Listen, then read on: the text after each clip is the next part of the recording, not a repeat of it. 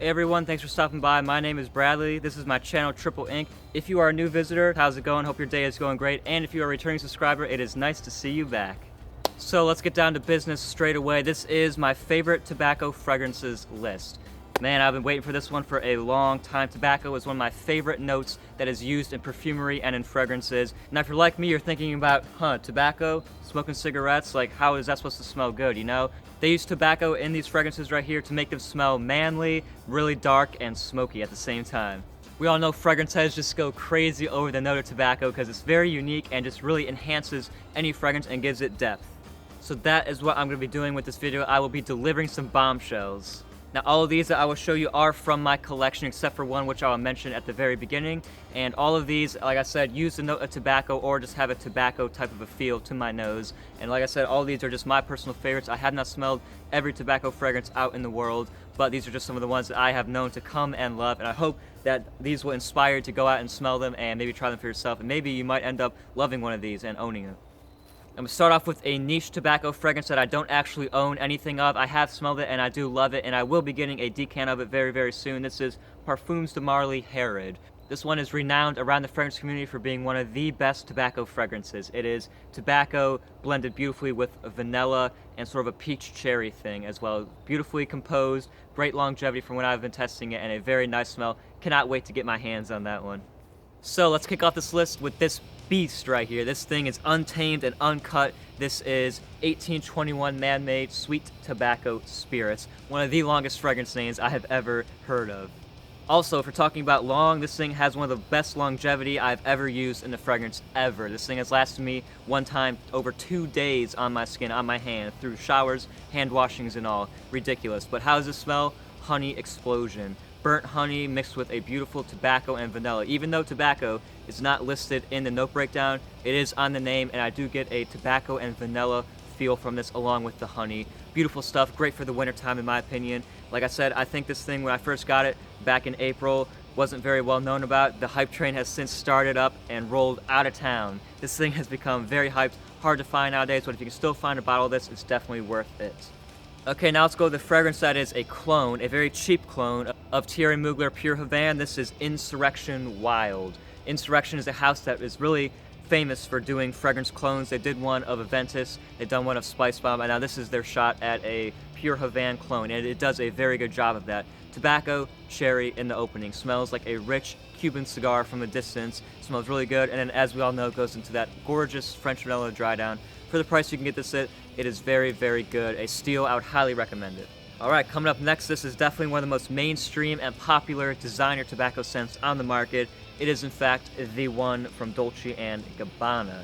D&G's the one. This is the Eau de Toilette, which I actually prefer to the Eau de Parfum. The EDP also has a very nice tobacco note, and so does this one. Tobacco and amber combine beautifully together to make a sweet, very manly scent, which is kind of hard to find in fragrances these days. And it's very, very good, like I said, with the spiciness in the opening, the coriander, and some grapefruit for that fruity fruit punch effect. Pretty good performance in my skin, has never struggled in the performance category for me, and is definitely good if you're looking to get your toes wet in the tobacco fragrance world. This is a great one to start off with. Alright, let's go into a sample now. This is definitely the freshest tobacco scent on this list. Yes, tobacco can still be fresh. This is from the house of Gucci Pour Homme. So this is definitely an underrated gem. I know some people give it very high marks, and I would be in that camp, definitely. Set up shop camp for me, because this is awesome.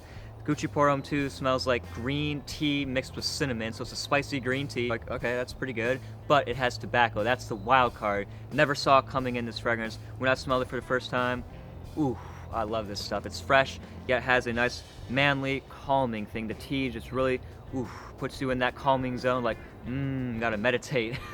So that's what I'm feeling with this one. Gucci Pour Homme 2, a fresh tobacco scent if you want to try it out. Let's go with another sample, shall we? This is the Wintertime Beast, the only other really strong wintertime tobacco scent in my eyes. This is from the house of Tom Ford. Of course, it has tobacco in the name. Tobacco Vanille. Tobacco and vanilla is not all that you get from this. You thought I was going to say it's all that you get, but it's not. Also in the opening, it's a super damp, very authentic tobacco, almost stinky in my nose. The opening, I'm not the biggest fan of. Sort of smells like wet cigarette ashes mixed with vanilla and cocoa and spices, but give it a little bit of time to dry down. That tobacco fuses with the vanilla so beautifully, and it just creates a masterpiece. Lasts almost 20 hours on the skin. I mean, yeah, pretty good. So really, really nice stuff with Tobacco Vanille. Gotta go try this out. All right, let's keep rolling with this one right here from the house of Burberry, London. This, wow. Pretty much every fragrance head knows what this is. Everybody probably owns this as well. Very cheap, easy to find, but it's one of the most unique scents because it smells like nature. Voila, it smells exactly like nature. It is damp, it's earthy, smells like sitting under a Christmas tree, got some cinnamon and spices, and the thing that holds it all together is this tobacco note. It's very rich, it's in the base, it kind of sits nice and level and pretty much combines everything together to make a beautiful scent. When I think about Thanksgiving time, when I think about Christmas, this is a scent that always comes to mind. Great for the colder autumn days. Really nice scent right here, Burberry London. Go check it out. Very cheap, easy to find. Dun dun dun dun dun dun dun dun dun dun dun dun dun dun dun dun dun dun. That was my own little hype, my own little intro for Duo Fragrances in Evening with the Mobster. So this is a very rich, manly scent. Smells sort of like Creation E from Roja Dove, or Enigma, whatever you want to call it.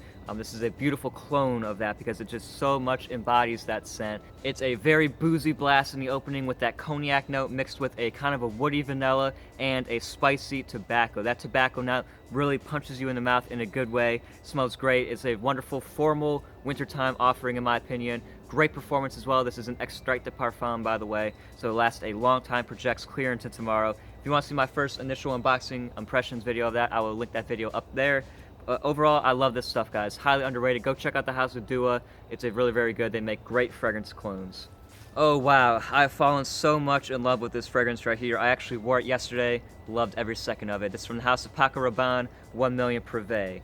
Ooh, man, this stuff is gorgeous. It's one of the best sweet tobacco fragrances on this planet. What it smells like is basically hookah tobacco. If you know what that is, it's like a smoky, fruity tobacco scent. It's not very rich or very manly when it comes to the tobacco note. However, it just has the smoky, fruity, aromatic tobacco thing mixed in with myrrh and cinnamon. It's very spicy, it's very sweet, it's very loud. Had that trademark Paco Rabanne bubblegum in the opening, but smells amazing. This is, my opinion, one of the best releases of 2016. You have to try this. Even if you don't like the original 1 Million, this is still worth a try in my opinion, and has a beautiful hookah tobacco note in it. Very unique. Alright, now we're going to end things with 2 samples. We'll go off with one that I actually now like better than Spice Bomb. This is the more mature cousin of Spice Bomb is what people call it. This is Bvlgari Man in black. For the price you can get it at, pretty cheap, and for the strength that it is as well, I think it's definitely one of the best bang for bucks out there. This smells like rum and leather, which 2 things that I did not get at all in Spice Bomb. Plus, this has a better tobacco note than Spice Bomb in my opinion. Less sweetness, less childish, definitely more masculine and more mature. Great for a formal night out. This just exudes confidence and class in a very, very nice way. Very good performance as well, and just that tobacco note mixed with the tonka bean in the base gives it smoky, it's very powerful, and it's very manly, definitely. Okay, now we're going to come to my last tobacco scent that I'm going to be showing you guys today. Now this is my newest acquisition, and I am definitely intrigued by it, very, very much so.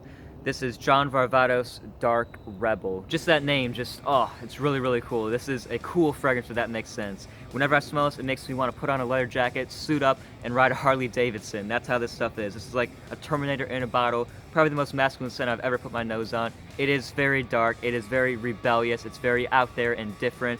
Uses the same notes that Bvlgari Man in black does. It has that rum, it has that leather, but also has oud. It's a very warm, spicy oud, and that tobacco, which gives us a super smoky, very dense, rich feeling to it.